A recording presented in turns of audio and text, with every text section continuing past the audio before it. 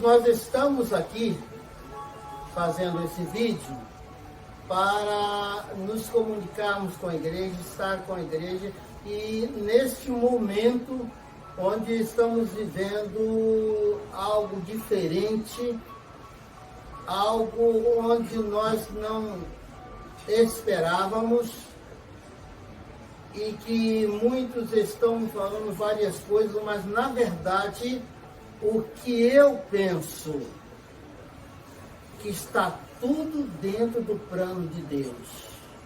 Nada está fora do plano do Senhor. Nada está fora daquilo que o Senhor quer que façamos. A igreja está fechada. Nós vamos estar no domingo, às 19 horas, 7 horas da noite, fazendo uma transmissão pelo Facebook, ao vivo. E eu gostaria que os irmãos estivessem também assistindo e passando para outras pessoas assistirem. Esse canal foi criado, nós estamos criando um canal do YouTube e vai ser disponibilizado para todo mundo se inscrever no canal, porque vai ficar mais fácil para a gente se comunicar e colocar mensagens. E, meus irmãos, eu gostaria de pedir aos irmãos que orem, busquem o Senhor. Nós estamos aqui para dar uma palavra aos irmãos e queremos que os irmãos estejam atentos nas quartas-feiras, às 20 horas, aos domingos, às 19 horas, 7 horas, para ouvir o culto ao vivo que nós vamos fazer. E vamos estar passando também alguns vídeos para os irmãos. Nós vamos estar então ouvindo aqui, os irmãos vão ouvir aqui uma palavra, algo que vai ser muito bom para a sua vida e para a nossa vida.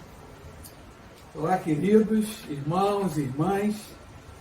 Muito provavelmente nós estamos vivendo períodos mais críticos em nossa vida. Em meus 62 anos de idade, não me lembro de ter vivido situação como essa, né?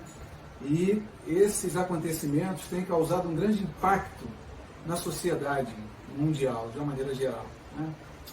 Impacto não só no aspecto sanitário, da saúde, em relação ao coronavírus, mas também o que já estamos vivendo, que é o impacto econômico com repercussões que ainda levarão algum tempo para que a gente possa se recuperar, né? Mas um aspecto interessante é que a gente já viveu vários tipos de crise, em vários lugares diferentes, em tempos diferentes, porém, uma crise que abala ao mesmo tempo todo mundo, com essa proporção eu não me recordo de ter visto. Então, a isso que a nossa igreja, a Igreja Batista do Vilar Carioca, ela tem uma característica muito peculiar e que exige um cuidado redobrado. Cerca de 70% da membresia do Vilar Carioca são pessoas com mais de 60 anos, ou seja, pessoas que estão mais sensíveis, mais vulneráveis a esse tipo de situação, a esse tipo de vírus. Então é necessário um rigor muito grande em seguir as recomendações que já estão sendo dadas. Por outro lado, o momento que estamos vivendo, salvo o melhor juízo, nos mostra uma grande oportunidade para revermos o nosso padrão de comportamento. Muito provavelmente, essa crise irá inaugurar uma nova onda em diversas áreas da sociedade. E na igreja não vai ser diferente. E eu penso que já começa pelo conceito que muitos de nós têm de igreja. Circulou pelas redes sociais um texto em que diz o seguinte, eu vou até reproduzir aqui para os irmãos, porque eu acho que se aplica bem ao momento que nós estamos vivendo. Diz assim, a igreja não fecha, o que fecha é o lugar de culto coletivo. A igreja somos nós, corpo vivo do nosso Senhor Jesus. Nada e ninguém pode parar ou fechar a igreja, mesmo que necessário seja fechar os templos. Estaremos em todas as partes. Penso que é bem oportuno essa circulação desse material e que também deve servir de lição para a gente, né? Deve servir também como um norte. Ok, irmãos? Então, dito essas primeiras palavras introdutórias, então, nessa primeira reflexão matinal, e aí vai já as minhas desculpas pessoais, nós não estamos acostumados a fazer esse tipo de trabalho, né? Então, aí, perdoem os nossos erros e, com certeza, a gente está aqui fazendo da melhor maneira possível, ok? E, irmãos, olha só, o primeiro aspecto que eu gostaria de considerar é que epidemias, pandemias, catástrofes e todas as coisas que acontecem de mal na sociedade têm uma origem. E para nós, povo de Deus, essa origem é muito clara. Se você abrir a sua Bíblia, lá no livro de Gênesis, no capítulo 3, e no versículo 17, a gente vai ver que tudo começa, a origem de todas as crises, começa no Éden. Eu não vou abrir aqui em função do nosso tempo, para otimizar o tempo. Só que, a partir desse momento, sucessivas crises aconteceram. E um outro aspecto que eu gostaria de chamar a atenção, irmãos, e aí vai uma tranquilidade e uma esperança, é que crises são passageiras. Ou seja, não há mal que sempre dure, assim também como não há bem que dure para sempre. E se nós formos no livro de Eclesiastes, o livro de Eclesiastes, acho que ele nos ajuda a constatar o que o escritor relata. Ele diz assim, né? Apesar de ser um texto bem conhecido, vale a pena a gente dar uma retomada. Tudo tem uma ocasião certa. Há um tempo certo para todo propósito debaixo do céu. Tempo de nascer, tempo de morrer, tempo de plantar e tempo de arrancar o que se plantou. Tempo de matar e tempo de curar. Tempo de derrubar e tempo de edificar. Tempo de chorar e tempo de rir. Tempo de prantear e tempo de dançar. Tempo de espalhar pedras e tempo de ajuntar pedras. Tempo de abraçar e tempo de deixar de abraçar. Talvez aqui mereça uma paradinha. Talvez nunca esse versículo foi tão apropriado para o momento que estamos vivendo. E continua. Tempo de buscar, tempo de perder, tempo de guardar, tempo de jogar fora, tempo de rasgar, tempo de costurar, tempo de ficar calado e tempo de ficar. Tempo de amar e tempo de odiar. Tempo de guerra e tempo de paz. Vou comentar também que nesse tempo as pessoas estão falando muito sobre sobrevivência. Porém, a igreja precisa ter uma palavra de esperança, uma palavra de fé, não só para os irmãos, mas também para todos aqueles que estão passando com a gente esse momento tão complexo.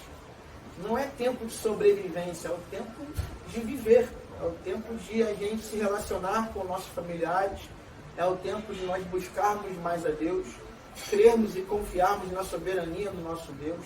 Ele está no controle de tudo, nada foge do seu controle. É tempo de oração, é tempo de resgatar os valores essenciais, elementais da fé.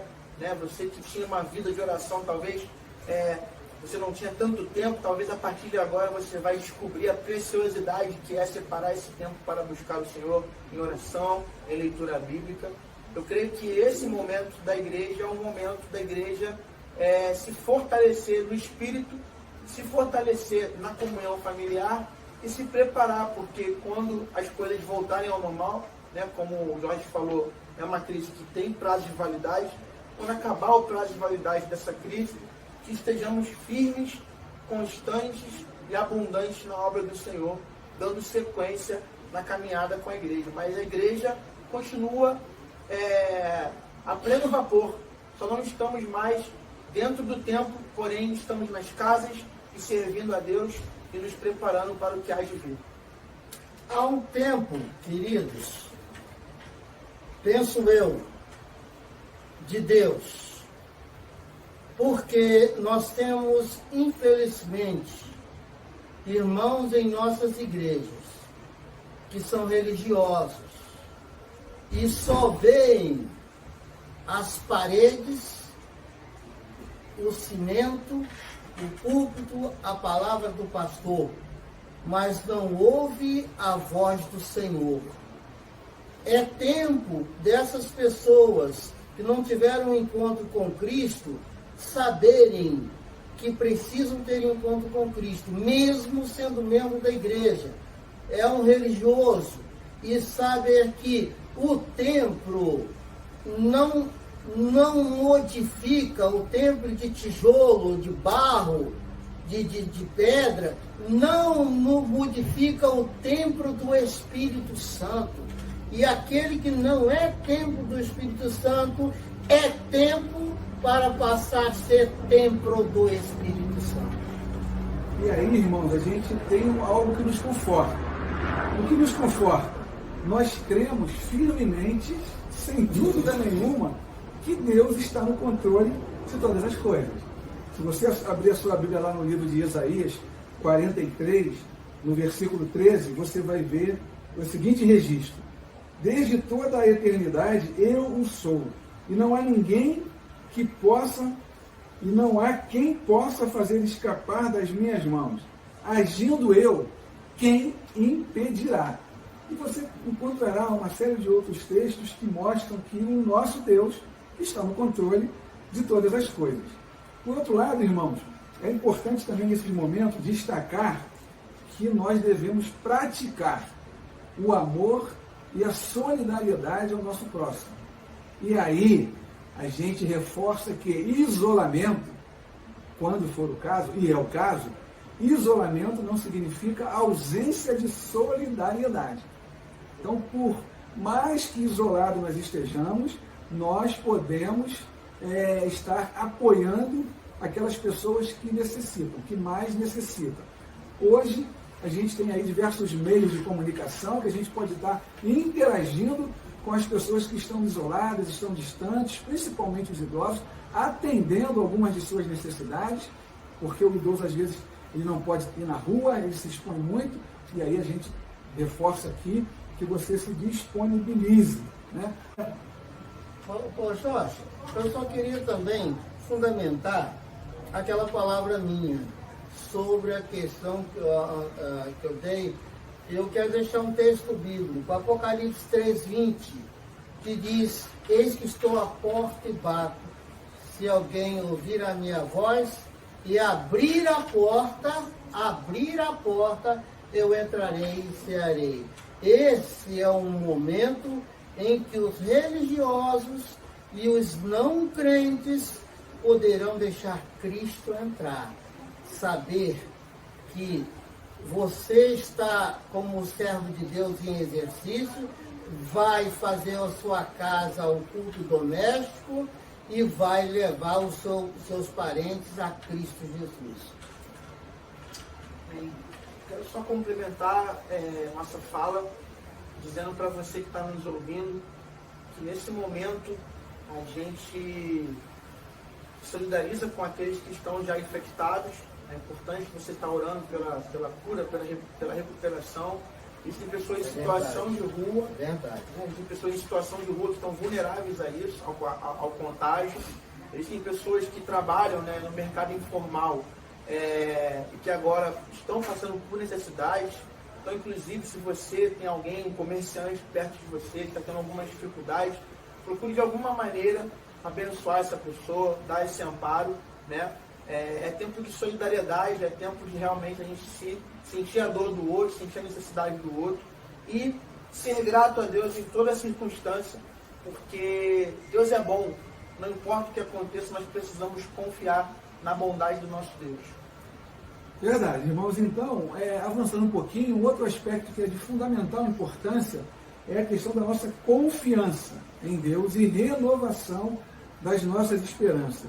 E eu penso que o texto de Abacuque, lá no capítulo 3, dos versículos 17 a 19, ele é um versículo que ele nos conforta nesse momento também, ele vem nos ajudar, porque lá no capítulo 3 de Abacuque, no livro de Abacuque, já no final, Abacuque vai dizer o seguinte: ainda que a figueira não floresça, nem haja fruto nas videiras, ainda que o produto da oliveira falhe, e os campos não produzam mantimento, ainda que o rebanho seja exterminado do estábulo, e não haja gado nos currais, mesmo assim eu me alegrarei no Senhor. Exultarei ao Deus da minha salvação. O Senhor é a minha força. Ele fará os meus pés como os da corça e me fará andar sobre os lugares altos. Irmãos, a situação, imagino eu, que na época que Abacuque escreveu esse texto, era também uma situação de caos. E em meio ao caos há uma palavra de esperança. Há uma palavra de esperança. E a gente precisa acreditar nessa esperança. E caminhando já para o final, irmãos, eu gostaria de acrescentar mais um aspecto, que é muito importante nesse momento. É que você firme e fixe o seu pensamento em Deus. Mas como fazer isso? Fortaleça o seu relacionamento com Deus. Fortaleça o seu relacionamento familiar. Você tem a oportunidade de estar cada dia refletindo acerca da palavra de Deus com a sua família. Então fortaleça esse relacionamento. E esse relacionamento, ele é fortalecido de diversas formas. Eu gostaria de destacar aqui duas tradicionais: a oração e a leitura da palavra de Deus. Quando a gente vai no livro de Daniel, no capítulo 6, e vê o perigo que Daniel estava exposto pela sua fidelidade ao seu Deus, ao nosso Deus, Daniel se retira, vai para o seu quarto, e a Bíblia diz que era hábito de Daniel orar 3 vezes ao dia, orar regularmente. E outro aspecto que você vai achar da importância da leitura bíblica está lá no Salmo 19, no versículo 7. Para terminar, irmãos, eu gostaria, ainda tirando proveito dos meios de comunicação, gostaria de compartilhar. Ele vai tratar esse texto de um período em que Martinho Lutero conviveu com a peste bubônica, que naquela época foi uma coisa assim terrível. Talvez fosse o coronavírus da época, talvez com não tantas repercussões globais, mas eu vou ler aqui para você rapidinho para a gente já caminhar para o final. O texto diz assim, né? A peste bubônica, anteriormente chamada de peste negra, arrasou a Europa na época do reformador Martinho Lutero. Estima-se que cerca de 25 a 50 milhões de pessoas morreram em consequência da praga. Para orientar os cristãos, Lutero escreve uma carta ao reverendo Dr. Johannes Renz, intitulada Se alguém pode fugir de uma peste, de uma praga mortal. Diz assim: pelo teor da mensagem, pode-se observar que Lutero obedeceu a todas as recomendações médicas para evitar a contaminação das pessoas, seguindo afastamento social. Ele também fez os tratamentos médicos necessários para que a sua saúde estivesse bem. Diz assim o texto de Lutero: pedirei a Deus para misericordiamente proteger-nos. Nós precisamos da misericórdia divina. Então, farei vapor, ajudarei a purificar o ar, a administrar remédios e a tomá-los. Evitarei lugares e pessoas onde minha presença não é necessária para não ficar contaminado e assim, porventura, infligir e poluir outros. E, portanto, causar a morte como resultado da minha negligência. Se Deus quiser me levar, Ele certamente me levará e eu terei feito o que Ele esperava de mim. E, portanto, não sou responsável pela minha própria morte ou pela morte dos outros. Se meu próximo precisar de mim, não evitarei o lugar ou a pessoa, mas irei livremente conforme declarado acima. Veja, essa é uma fé que teme a Deus, porque não é ousada nem insensata e não tenta a Deus. Martinho Lutero fez seu papel de líder espiritual que orienta suas ovelhas em meio a tempos perigosos e de incerteza. Irmãos, da minha parte, e já passando adiante, para que a gente feche esse encontro, meu desejo é que Deus nos ajude, nos fortaleça, que não nos falte a sua paz para vencermos esse momento de crise. Que Deus os abençoe. Queridos, então estamos fechando esse momento e eu gostaria que os irmãos guardassem em seu coração esta palavra e não se intimidar, confiar no Senhor. Eu quero deixar um pensamento, fechar com um pensamento que diz o seguinte, que o verdadeiro corajoso anda de mãos dadas com a prudência. Vou repetir. O verdadeiro corajoso anda de mãos dadas com a prudência. Que Deus abençoe você. Que Deus abençoe a sua vida. Que Deus abençoe, meu irmão, a sua família. Evangelize sua família. Faça o culto doméstico com a sua família, porque você vai estar evangelizando a sua família e praticando a palavra de Deus. Eu quero orar por você. Nós vamos orar o Senhor nesse instante. Deus, nós queremos te agradecer por este momento, pelo privilégio que aqui estamos para fazer esse vídeo, onde a tua igreja estará ouvindo e tendo, Deus, essa experiência que nós precisamos passar essas informações e encorajar a tua igreja, que tua igreja esteja encorajada. Senhor, toma a tua igreja em tuas santas mãos nestes dias e que nós possamos ver a tua igreja crescer mais nesses dias, com irmãos fazendo culto nos seus lares, evangelizando os seus vizinhos. Ó Deus, agora que o amor de Deus Pai, a graça do nosso Senhor e Salvador Jesus Cristo, e a comunhão com o Espírito Santo esteja com todos vós, hoje e para sempre. Amém. Não se esqueça de se inscrever no nosso canal, compartilhe esse vídeo com seus familiares, com seus irmãos, tá bom? Se você puder clicar no sininho lá no YouTube, para você receber a notificação, vai ser melhor ainda. Valeu? Deus abençoe e até a próxima.